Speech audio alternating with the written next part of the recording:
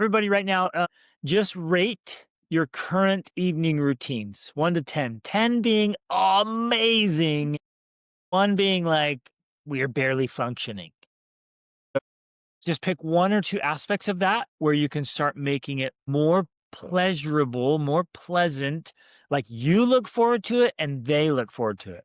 What has to be true about your evening routine where the whole family's like, "Ooh, that's evening routine. It's bedtime." Make it that.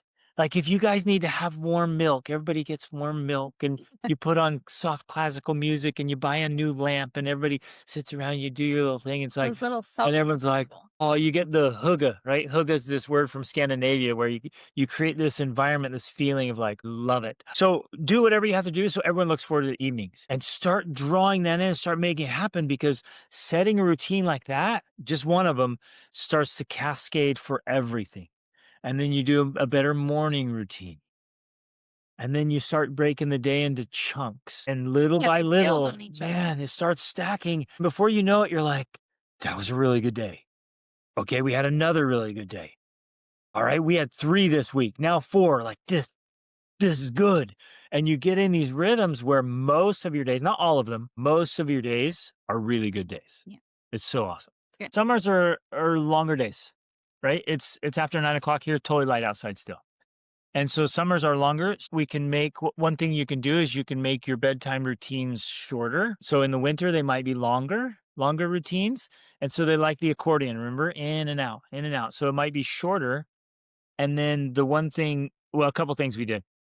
We realized we would try a set bedtime and then you're right, it would take 2 hours. And I'm like, wait a minute, why do I sit here with this kid for 2 hours when I could be out there just hanging out with Rach and spending time and like, what am I doing? He had to convince me of this strategy Yeah. because I used to think, "I want my time, I need to do" so put them to bed so they can go to bed, and then it would take 2 hours, and he's like, Uh, "Mom," I'm like, "What?" the So, kid's yeah, still wide awake. so we finally took the approach of we create the environment as much as possible, and in Alaska, for us, that included having the and Germany, the rollades that close and make it dark in the house. That's not always an option, but those types of things, like the curtains and whatever, to make it darker in the house, create the environment, and then we would hang out, we would do our things, and we say, "Yeah, guys, go to bed, or you can stay up if you do these quiet activities. But if you come into my room and I see you, you're going to bed." Well, guess what? They didn't usually come into bed for that reason. And then we started And even then with our little ones, we're like, hey guys, we'll do a routine. And like, oh, you're not tired yet? Okay. you can stay So up, you can't but do this, you can't do that, you can't do that, but you stay in there quiet. Mom and I, we're going into our room and nobody's touching the door unless it's an emergency. And of and of course course, they they would still interrupted come, still. and I'd be like, they're like, "Ah!" I'm like, "Don't ever Never touch the touch it door again. again." Like, "Ah!" Right? And we had to play through it for a long time, but then after a while, they're like, "Oh, Oh, we're gonna do our well, then thing and we can do thing. your thing." It was awesome. When they were tired, especially if they're little, the toddlers, they'd come in, "I'm tired." We'd go in, we'd put them to bed, it'd take 15 minutes Yep. because now they're tired. Voila. We got what we wanted and they got what they wanted. And we didn't have to have the 2-hour battle of trying to get them to go to sleep because they were finally actually tired, and then it was so much easier. What could be more frustrating than trying to put an untired kid to sleep? Like, we're fighting reality. How silly is that? The kid's wired, and you're like, "You're going to sleep right now because it's 8:45, and 8:45 is your bedtime." They're like, "Where did that come from?"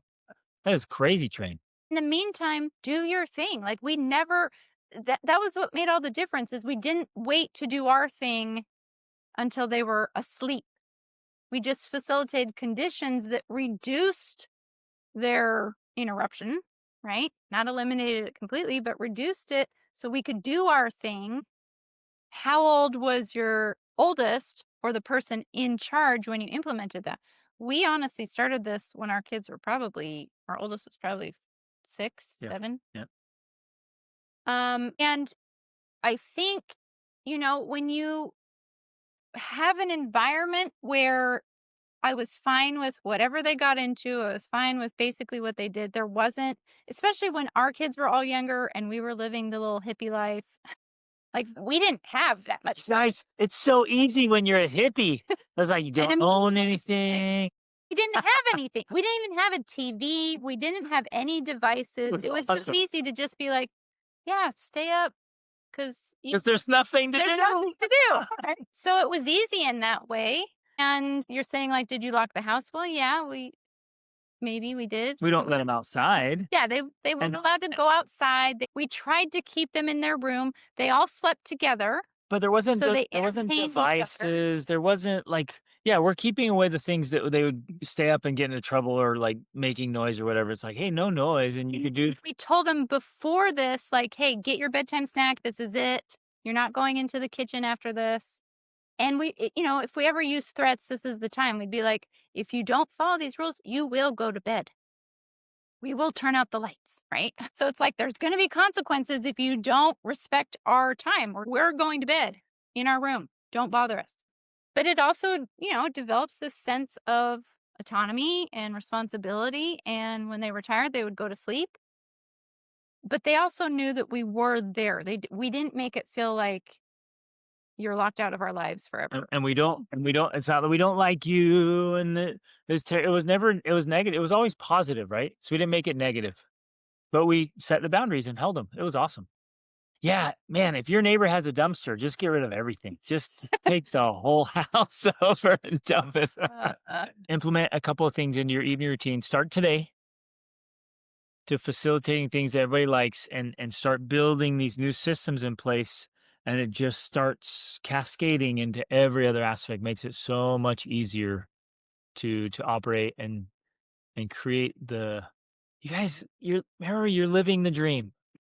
Right. You're You living, are living the dream. You're married. you have kids You This is the best. you wanted. Oh, remember that so you're not just resentful and it's like you're a little no there. It's like no, you're living the dream. Well, facilitate a few things that remind you of that, and so you can feel it most of the time, not all of the time, but most of the time. You're like, this is great. I love being a parent. I love it. You guys, Love it. I love family life so much. So We have 7 kids. I tell people that, they're like, "Oh," I see, I meet these people and they're like, they're just wrestling with 1 or 2 kids and they're just barely hanging on. I'm like, "Yeah, we have 7. I love little kids." And they're like, "You must be crazy." those crazy And people. and we love it. And just these little strategies, these little systems, you guys. You make these little adjustments and things go better and feel better. And that is just Mhm. oh, it's the magic of family life. Yeah. And little things make a big difference. So just gotta emphasize that. Little things make a big, big difference. Yeah. True. Go love on your spouse and children. Hugs and kisses right now. Yep. And if they're not used to it, they'll be like, "What's going on?" And you're like, "I just love you. Come I here, just give me a big strawberry." drink I'm living the dream and you're my dream. Come here and just smooch all over them. They're like, just you. tell them how much you love them. Just squish them. And if they're really cute and chubby, really squish 'em. Those are the best. Okay, big Thank bear you. hugs. Love you guys.